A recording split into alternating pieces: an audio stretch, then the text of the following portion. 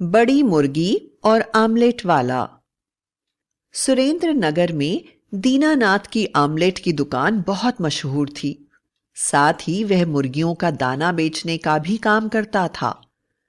वह अपने आमलेट में न जाने ऐसा कौन सा मसाला डालता था कि दूर दूर से लोग उसकी दुकान पर आमलेट खाने आया करते थे। अरे भैया, सुरेंद्र नगर आकर भी अगर दीनानाथ का ऑमलेट ना खाया तो क्या किया। सुरेंद्र नगर जाना है तो दीनानाथ का स्वादिष्ट ऑमलेट खाना ही खाना है। दीनानाथ के आमलेट की सुगंध अंतरिक्ष में रहने वाले मंगरेला ग्रह में रहने वाले अंतरिक्ष प्राणियों तक पहुंची। इस ग्रह के वासी 40-40 फीट लंबे थे और उन्होंने कभी मुर्गी या उसके अंडे जैसी छोटी चीज देखी भी नहीं थी। वहां के महाराज ने अपने सैनिकों को आदेश दिया, इसी समय अंतरिक्ष यान लेकर जाओ और पता लगाओ कि ये स्वादिष्ट सुगंध कहां से आ रही है। मंगरेला ग्रह से अंतरिक्ष यान तुरंत ही निकला और वह लोग सुगंध का पीछा करते करते दीनानाथ के ठेले तक पहुंच ही गए। मंगरेला ग्रह के सैनिकों ने अपने राजा को बताया, महाराज, आपकी जय हो। हमें पता चल गया है महाराज कि ये सुगंध कहाँ से आती है। पृथ्वी ग्रह पर दीनानाथ नाम का एक आदमी सफेद रंग के गोलों से कोई पदार्थ निकालता है और उसमें कुछ पाउडर डालकर लोहे के बर्तन में पकाता है। हजारों लोग उसे खाते हैं और उसकी तारीफ करते हैं। मंगरेला ग्रह के महाराज बोले, वो जो भी चीज है उसे लेकर तुरंत मेरे पास आओ। मैं भी उसे खाकर उसका स्वाद देखना चाहता हूं। मंगरेला ग्रह के सैनिक पता लगाने के लिए दीनानाथ का पीछा करने लगे। दीनानाथ मुर्गी खाने में गया और वहां से अंडे ले आया। सैनिकों ने इससे पहले कभी मुर्गियां नहीं देखी थी। उन्होंने समझा कि कोई यंत्र है जिसमें से यह गोले निकलते हैं और वह सोचने लगे कि क्यों ना वह इस यंत्र को ही मंगरेला ग्रह ले चले तो सारी समस्या का समाधान हो जाएगा। उन्होंने वहां से एक मुर्गी को चुरा लिया। सैनिकों ने मुर्गी महाराज के सामने रखी तो मुर्गी ने तुरंत एक अंडा दे दिया। महाराज बड़े खुश हुए और अपने सैनिकों को आदेश दिया कि वह तुरंत उसे पकाएं। सैनिकों ने बहुत कोशिश करी पर वह आमलेट नहीं बना पाए। सैनिकों, इसी समय दीनानाथ को उसके ठेले समेत उठाकर ले आओ। मैं इसी समय इस स्वादिष्ट महक वाले पकवान को खाना चाहता हूं। सैनिक अंतरिक्ष यान लेकर तुरंत पृथ्वी पर पहुंचे और दीनानाथ का ठेले सहित अपहरण कर लिया और महाराज के सामने पहुंचा दिया। महाराज ने कहा, पृथ्वीवासी, तुम जो भी पकाते हो तुरंत मेरे लिए यहां बनाओ। अगर 1 मिनट की भी देरी की तो तुम्हें अपनी जान से जाना पड़ेगा। अपने सामने खड़े इतने लंबे लंबे लोगों को देखकर दीनानाथ बहुत घबरा गया। फिर भी उसने हिम्मत करके इसी तरह अपने ठेले पर आमलेट तैयार किया। इतना छोटा सा आमलेट और इतने लंबे लंबे लोग। महाराज को इतने छोटे से आमलेट का स्वाद तो समझ में नहीं आया, लेकिन उसकी सुगंध से उनकी भूख और बढ़ गई। महाराज ने कहा, पृथ्वीवासी, हम चाहते हैं कि तुम जो भी बना रहे हो वो हमारे ग्रह के लोगों को सिखाओ ताकि हम लोग लगातार ऐसा खाना बनाकर खा सकें। और जो ये यंत्र है जिसमें से ये सफेद गोले निकलते हैं, ये हमें कैसे मिल सकता है? देखिए महाराज, हम पृथ्वीवासी छोटे कद के होते हैं, इसलिए हमारे यहाँ की मुर्गियाँ भी छोटी छोटी होती हैं और छोटे छोटे अंडे देती हैं। अगर आप चाहते हैं कि आप मुर्गी के अंडे का ऑमलेट खा सकें तो आपको अपने ग्रह में मुर्गी पालन करना होगा। आपके यहाँ का खाना खाकर ये आपके समान बड़ी हो जाएंगी। महाराज ने कहा, हम मुर्गी पालन करने के लिए तैयार हैं। बताइए हमें क्या करना होगा। जब तक हमारे ग्रह पर मुर्गियां नहीं आ जाएंगी तब तक आपको यहीं रहना होगा। मन ही मन दीनानाथ बहुत घबरा रहा था। फिर भी उसने बुद्धि से काम लेकर अपने थैले में रखे अंडे बाहर निकाले और अंतरिक्षवासियों द्वारा पृथ्वी से लाई गई मुर्गी को उनके पास छोड़ दिया। कुछ ही दिनों में अंडे फूट गए और उनमें से मुर्गी के बच्चे बाहर निकल आए।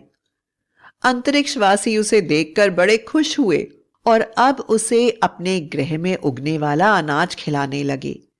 देखते ही देखते मुर्गी के बच्चे बड़े होने लगे और 1 हफ्ते में 15 फीट के हो गए।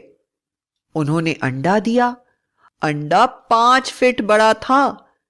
सारे मंगरेला गृह में खुशियों का माहौल हो गया और दीनानाथ के महाराज ने रसोई घर में उस अंडे से आमलेट तैयार किया और गृहवासियों को आमलेट बनाना सिखा दिया। महाराज बहुत ही खुश हुए और दीनानाथ से बोले, हम तुमसे बहुत खुश हैं। पृथ्वीवासी बोलो, तुम्हें क्या चाहिए? दीनानाथ ने सोचा, अगर मुझे ये एक अंडा मिल जाए तो अपने ठेले पर इतने सारे अंडे लाकर बार बार ऑमलेट बनाने की मुसीबत से बच जाऊंगा।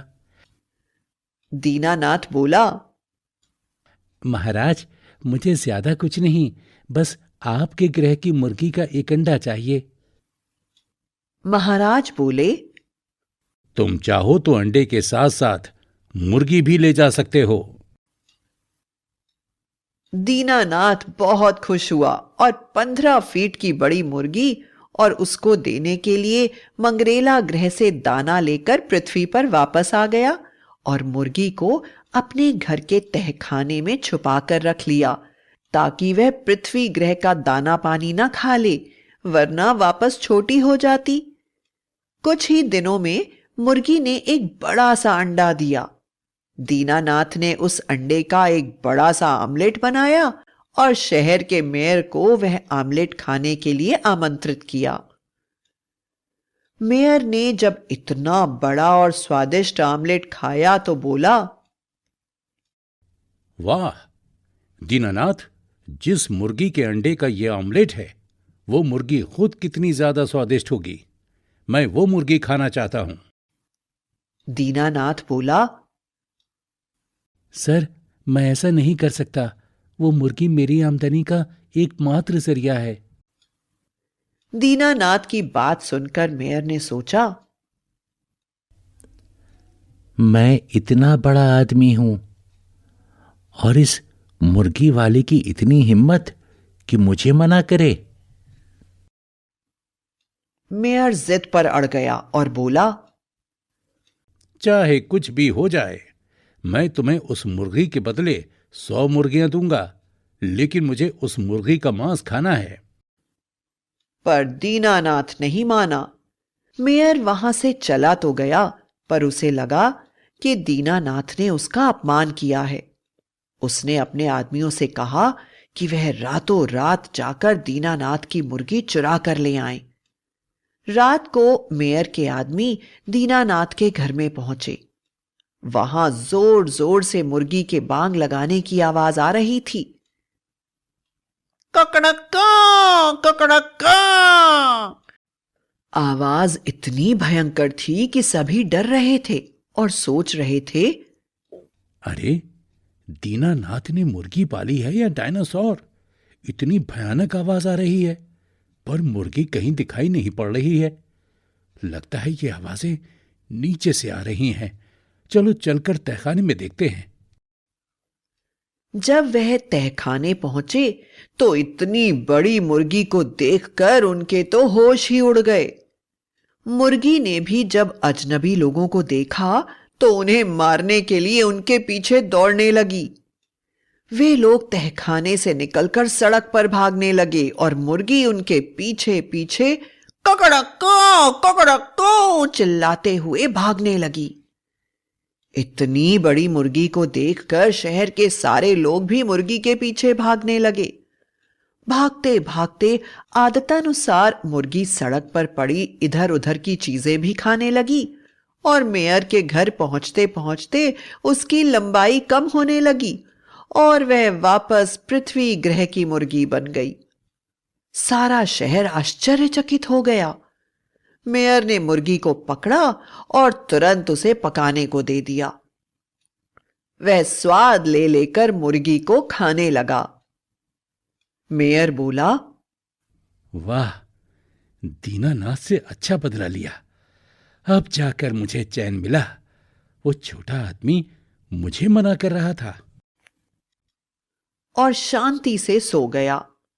अचानक उसके पेट में से कोकड़ो कों की आवाज आने लगी। अंतरिक्ष में पैदा होने के कारण मुर्गी के अंदर कुछ विशेष गुण आ गए थे और उसके हर टुकड़े से कोकड़ो कों की आवाज निकल रही थी। उसके बाद मेयर जहां भी जाता, उसके शरीर के अंदर से मुर्गी की आवाज कोकड़ो कों आती रहती और वहां के लोग उसका मजाक बनाते। दूसरी तरफ बड़ी मुर्गी को सबसे छुपाकर रखने के डर से भी दीनानाथ का पीछा छूट गया था और वह पहले की भांति अंडे वाले से अंडे खरीदकर वापस अपने आमलेट के व्यापार को खुशी खुशी चला रहा था।